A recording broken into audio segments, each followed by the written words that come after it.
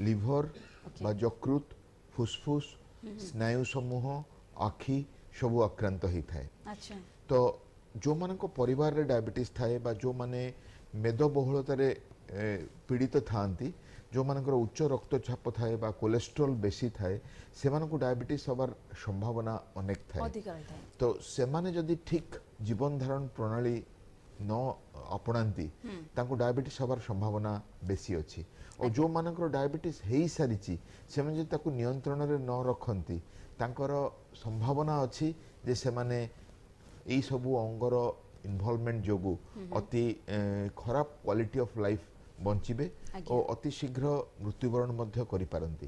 तेणु एमानकु जदि आमे एजुकेट करिबानी आमे जदि शिखेइबानी आमे जदि अवेयरनेस सृष्टि करिबानी ताहाले निहाती भावरे एमाने एई सबू असुविधार सम्मुखीन हेबे डायबिटीज